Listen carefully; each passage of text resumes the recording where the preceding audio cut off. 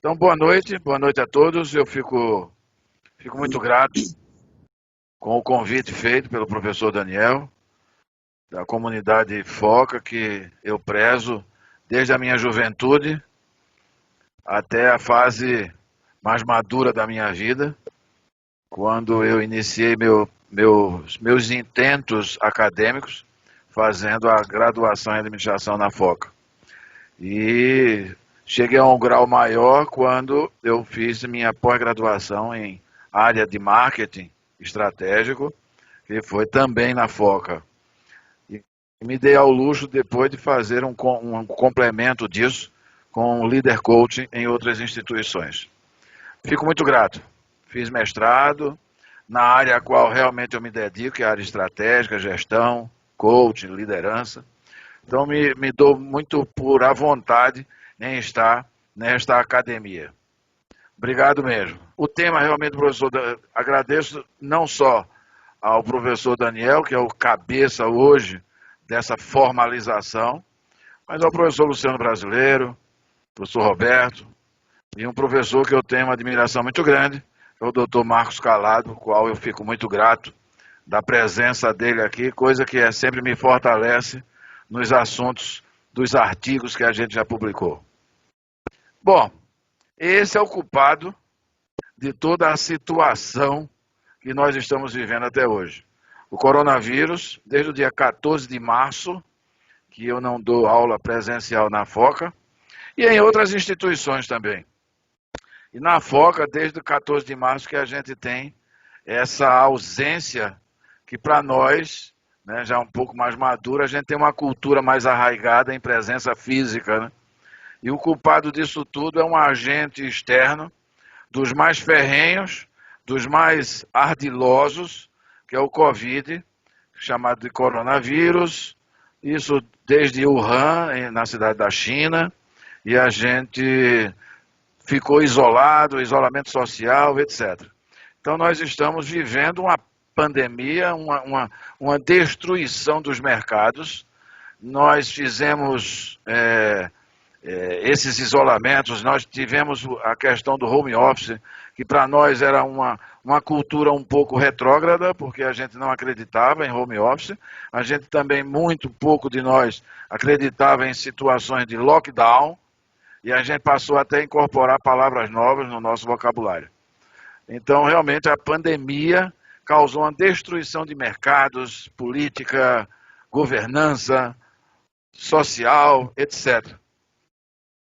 Hoje, eu tive a oportunidade de ver os índices, né?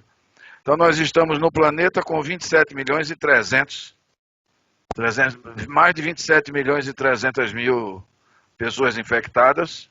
No Brasil, mais de 4 milhões e 100 mil pessoas. Morte assustadora, né? Morte de 892 mil. E no Brasil, 127 mil mortes. Agora, esse site está aqui, mas se você entrar hoje no site da Microsoft e buscar atualização dos dados, você vai ver muito mais do que isso. Gozar é interessante que em junho, nós estamos em setembro, mas início, né? Então, agosto e julho, 2 meses apenas, no mês de junho, o professor Calado me incitou a fazer um artigo sobre pandemia, gestão estratégica, etc. E nessa questão, isso foi em junho, eu levantei os dados para mostrar no artigo, e o artigo foi publicado com 1.348.000 casos confirmados de Covid. Veja a disparidade e a rapidez, né, do crescente índice, né, da pandemia, do Covid, né, de 1 milhão e 300 em junho, 60 dias depois nós estamos com 4 milhões de casos. É um absurdo, é um absurdo. E de que maneira nós, gestores, poderíamos enfrentar isso, né? Olha para cá. Quase 95%, quer dizer, 94,7% das empresas não estavam preparadas para a pandemia ou sequer tinham uma gestão de crise. Você ter no Brasil É por isso que às vezes eu reclamo tanto da gestão. Eu chego em algumas empresas que eu sou chamado para fazer alguma consultoria, alguma análise estratégica, etc. E eu pergunto como é que está a gestão.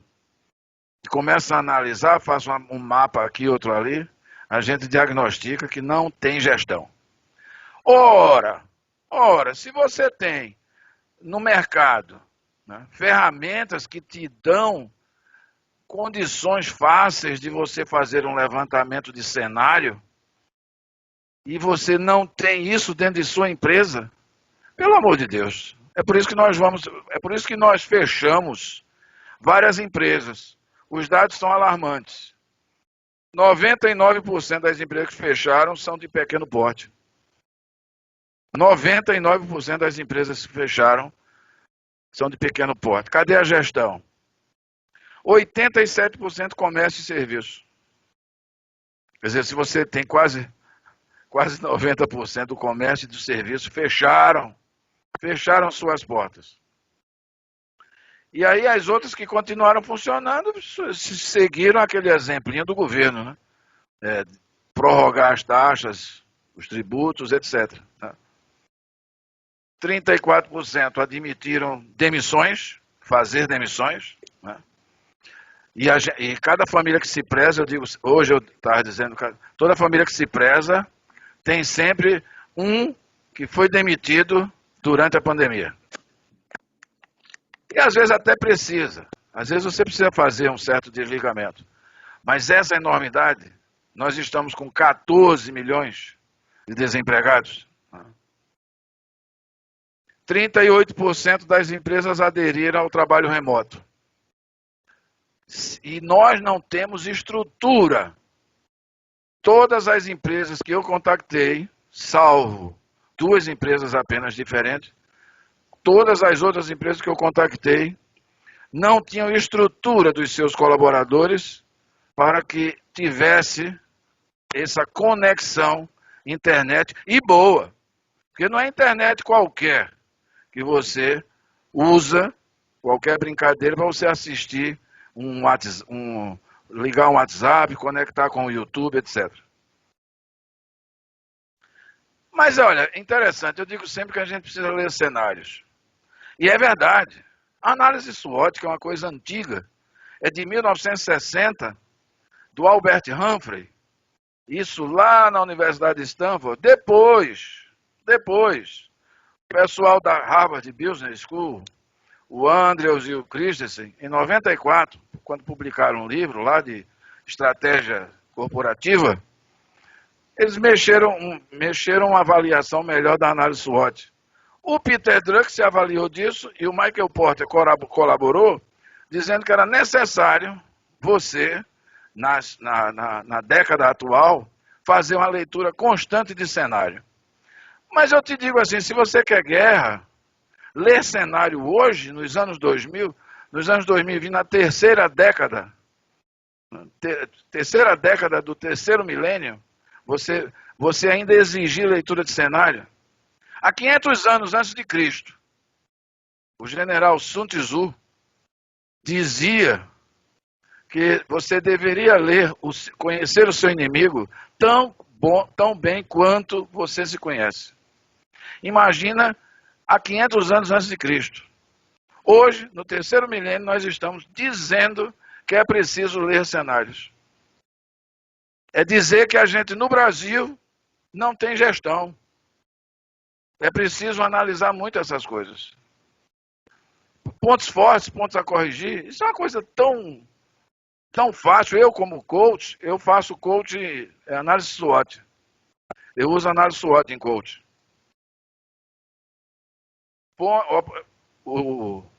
O ambiente externo, claro que o ambiente interno é fácil. E eu diria que é fácil. Porque a logística está ruim, você precisa comprar alguns caminhões. Financeiro está sem dinheiro, a gente precisa pegar dinheiro emprestado. A gente está sem clientes. Isso relativamente é fácil. Precisa comprar mais uma tecnologia. Mas isso é mais fácil porque você tem poder, você tem domínio sobre você. Agora, como o ambiente externo, que nós não temos domínio, Esse é o complicador maior, viu? O que é que nós temos que fazer quando nós não temos domínio? Alguma ação que tente, de uma maneira ou de outra, frear a ação do concorrente, frear a ação de terceiros, porque nós não temos tempo, nós não temos domínio. O Philip Kotler, ele cita nas estratégias de leitura de ambientes, leitura de cenários, análise SWOT em cima do que você tem de bom e de ruim em lucro, sobrevivência, crescimento e prestígio. Esse é o caminho da estratégia. Quando você entra na empresa, você tem que analisar essas vertentes: financeiro, clientes, processos e gestão de pessoas, que são aqui os 4 macroambientes organizacionais. Isso é tão fácil, eu digo sempre que isso é fácil. Agora, nós temos uma dificuldade grande, que é a dificuldade cultural. Porque a gente sabe que a cultura molda qualquer modelo de gestão. Não adianta você chegar com as melhores plataformas se a gestão, a cultura dessa gestão diz que não. É preciso sim, é preciso a gente incorporar, eu ainda tenho tempo? É preciso sim a gente incorporar novos modelos de cultura, novas culturas. A gente chama hoje em dia o novo mindset. Né? Incorporar novo mindset, porque senão nós vamos continuar lá atrás. Tem coisa errada nesse caminho. Temos que analisar valores. E olha que hoje em dia, uma das escalas de valores das mais preciosas hoje, principalmente em gestão de equipes remotas, um valor entra muito forte aqui que chama confiabilidade. E antigamente até eu já falei, né, que a gente mandava o cara para casa que estava doente, fica em casa, quando a gente precisar a gente liga para você. Esse nós sabíamos que nós iríamos demiti-lo, lá na frente. Porque é um cara que não fazia muita coisa, estava em casa. Hoje já é uma disciplina nova e que nós temos que incorporar, viu, professor Luciano, professor Daniel e os demais colegas. Nós temos que incorporar uma nova disciplina futuramente. Gestão de equipes de alta performance por plataformas remotas. Leitura de cenários, isso deve ser uma constante. Eu tive a oportunidade no artigo fazer uma pesquisa com 2 empresários, que eu já prestei consultoria, o outro eu presto mais constantemente. A leitura de cenários dele é constante, constante. Sabe o que é que eles ainda fazem? Brainstorm. Que para você fazer brainstorm nas empresas é um inferno. Quando você fala em brainstorm, o CEO é capaz de matar você, porque ele não acredita em brainstorm. Brainstorm é para falar do almoço de domingo, do churrasco, etc. O home office hoje é a sensação. O home office hoje, você não vai ter mais escritórios, com 500 metros quadrados, 1.000 metros quadrados, o financeiro com 10 pessoas trabalhando, né? O auxiliar de custo, 10 auxiliares de custo, 10 precificadores, isso você não vai ter. Aliás, hoje em dia, na gestão estratégica, se você não tem nada para fazer, tu tens que fazer uma análise estratégica dos teus custos de desperdício. Desperdiçar, vamos falar rapidinho numa casa, custo de desperdício, porque o custo você vai ter que ter. Custo mensal você tem, todo lugar você tem que ter um custo. Vamos para custo de energia elétrica, é um custo fixo muito forte. O professor Roberto Silva é um dos viés fortes em custo. O custo financeiro de energia elétrica você vai ter que disponibilizar, você vai ter que ter. Agora, quando você sair do quarto, você pode fechar, pode desligar o interruptor e deixar não gastar a luz ali. Aquele custo da lâmpada que ficou aberta, aquele é custo de desperdício. Aquele custo de desperdício é que você pode economizar. Enxugar custos vai para os custos de desperdício, que aí dá certo. E aí, tu acha que tu vais ter hoje grandes empresas com 18 funcionários numa sala? Não. Hoje é um custo de desperdício. Você vai ter o home office. Agora as empresas ou contratam pessoas que já têm uma boa internet, um bom sistema de conexão, uma boa ferramenta de trabalho online, ou você provê. Essa é a sacada. E você vai ter uma redução de custo dos maiores. Nós, gestores, ao utilizarmos as plataformas de home office, nós vamos ter lucro, nós vamos ter uma redução do custo fixo da empresa dos maiores. Mesmo que você, enquanto empresário, você até dê suporte. Ele precisa melhorar a internet, eu pago a internet para ele. Eu melhoro a internet, eu melhoro isso, ele está precisando de um computador, eu melhoro. Ainda assim, você tem uma redução do seu custo. Olha, gente, algumas habilidades, né, para até 2025. Até 2024 diz que a economia volta, né? Tem sua retomada. Até 2025 nós vamos precisar disso aqui. Pessoas com habilidade em julgamento e tomada de decisão assertiva, né? Porque julgar todo mundo julga, tomar decisão todo mundo toma. O problema da tomada de decisão, hoje ainda, é muito 70% no ambiente emocional. Tu precisas aumentar um pouco esses 30% razão para 35%, vai. Né? 40% racional. Pensamento crítico tu tens que ter mais aguçado. É uma habilidade necessária até os anos 2025. Habilidade em liderança, as meninas vão falar. Inteligência emocional. Nós temos que ter...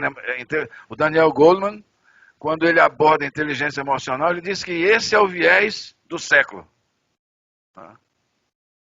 Olha, criatividade e colaboração, isso já é de algum tempo, mas hoje é super exigido. Hoje à tarde, como exemplo de criatividade e inovação, criatividade e colaboração, eu e o professor Roberto tivemos criatividade e colaboração no período da tarde. Adaptação e flexibilidade, quer dizer, nós temos. Não precisa apenas o jovem, que a gente precisa muito do jovem pela corrida tecnológica desse jovem. Mas temos tempo, né? Mas a gente precisa do jovem pela esperteza, já nasceu na tecnologia, mas nós temos também que estar com um viés de adaptabilidade muito grande. Nós temos que ser adaptados. O ser humano, por si só, ele deve ser aguçado na sua forma de adaptabilidade. E a flexibilidade, você ser flexível a ponto de hoje você entender que o colaborador seu, você não precisa ter um chip na perna dele, né? Mas basta você ter confiança. Isso começa lá atrás, né? Porque se a gente for falar, tem pano para manga aqui, né? Mas veja, isso lá atrás, na seleção do candidato, no recrutamento de seleção, você tem que contratar candidatos, você tem que contratar o colaborador, aquele que tenha valores semelhantes aos teus, enquanto empresa. Porque senão vai destoar. Porque a gente sempre pensa em contratar por competência e vai demitir lá fora, lá na frente, por comportamento. Eu tenho quanto? Mais 10? Habilidades em tecnologia e alfabetização de dados. Né? Veja a necessidade que a gente tem de nos alfabetizarmos. Né? Não, mas eu falo inglês. Se você acha que já parou de estudar, né? Eu tive a oportunidade de fazer um curso agora há pouco com o professor Leandro Carnal. Leandro Carnal disse que nós temos que continuar estudando. Eu não sou um mestre. Continuo estudando. Eu sou doutor, eu continuo estudando. Porque o learning, né? Long learning, que é continuar estudando por longo tempo. Habilidades em tecnologia, que hoje é o que mais precisamos. Né? E se você não tiver hoje habilidade em tecnologia, tu estás fadado ao fracasso. E é fracasso mesmo. Né? Nós, gestores, se nós não nos adaptarmos à tecnologia, nós vamos ficar para trás. Então a gente precisa entender tecnologia. E peraí, né? Peraí. Vamos vamos bater palma para a gente também, né? Quanto que nós, professores Foca, quanto que nós aprendemos de março para cá, hein, gente? Foi estratégia Zoom, plataforma Zoom. Cada um fez um vídeo, botou no YouTube, mandou um link. Ainda se falava no velho Skype, né? Gozado, como as coisas mudam, né? Skype é coisa do passado. Hoje nós temos o Google Meet, o Teams, Microsoft Teams. Então nós precisávamos disso.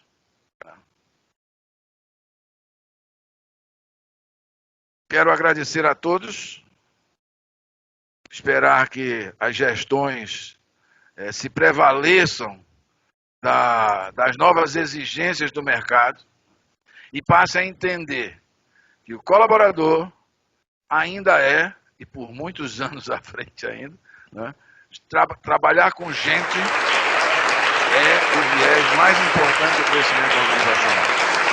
Obrigado. Obrigado mesmo.